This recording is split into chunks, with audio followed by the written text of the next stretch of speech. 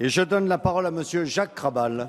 Oui, Monsieur le Président, mes chers collègues, ma question s'adresse à Madame la ministre du Développement et de la Francophonie. Vous connaissez l'attachement à la francophonie du groupe 2RDP et du mien.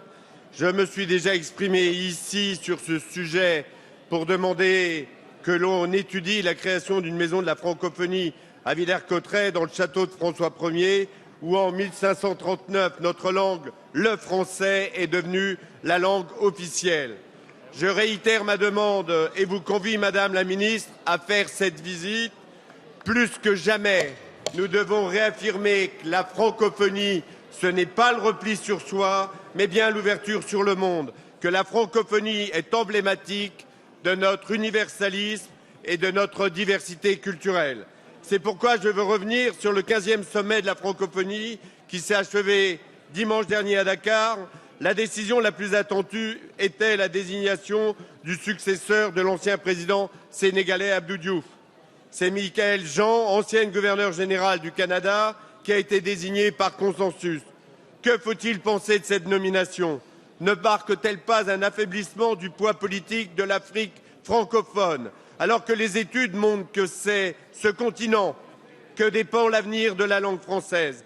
Par ailleurs, Madame Jean a beaucoup fait campagne sur le thème de la francophonie économique. Ne doit-on pas craindre qu'elle soit plus attentive aux intérêts de son pays en la matière? Comment la France s'implique-t-elle sur ce sujet dans la foulée du rapport Attali avec ses 53 propositions récemment remises au Président de la République? Quelles actions comptez-vous mettre en œuvre pour que la francophonie soit au cœur du développement économique durable? Plus que jamais, tous les pays francophones doivent mettre en œuvre la devise Alexandre Dumas, né à Villers-Cotterêts dans les Trois Mousquetaires, un pour tous, tous pour un. Merci. La parole est à Madame Annick Girardin, secrétaire d'État chargée du développement et de la francophonie. Monsieur le Président, Mesdames et Messieurs les députés, Monsieur le député Jacques Krabal, le sommet de Dakar a tourné une page de l'histoire de la francophonie. D'abord, un hommage unanime a été rendu au président Abdou Diouf, qui a incarné avec autorité la francophonie et ses valeurs.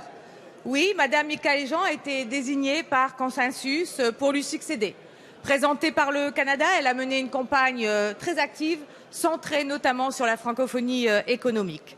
Par ses racines haïtiennes, par son parcours personnel, Michaël Jean incarne l'identité multiple de la francophonie. C'est une femme dynamique et je suis sûre, et je n'en doute pas, qu'elle saura mettre la francophonie et impulser cette nouvelle dynamique qu'il faut à cette francophonie. Ma conviction, c'est que l'OIF doit être aujourd'hui réformé en douceur pour utiliser au mieux ses ressources et en se concentrant sur ses missions principales, sur le développement de partenariats avec d'autres institutions pour remettre la langue française au centre de sa politique. L'avenir de la langue française, vous l'avez dit, réside en Afrique.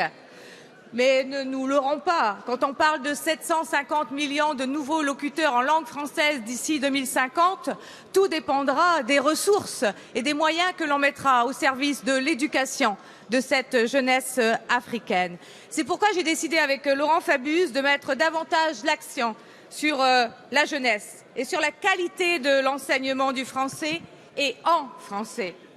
Concrètement, cela veut dire, bien sûr, de poursuivre le programme 1000 professeurs pour l'Afrique, bien sûr le développement de notre offre universitaire numérique et la recherche de partenariats avec le secteur privé, mais c'est aussi de poursuivre les investissements avec l'AFD. Il ne faut plus que les jeunes me disent que la francophonie, c'est une vieille dame qui a oublié sa modernité. Alors, monsieur le député, je réponds à votre invitation et je viendrai chez vous sous peu.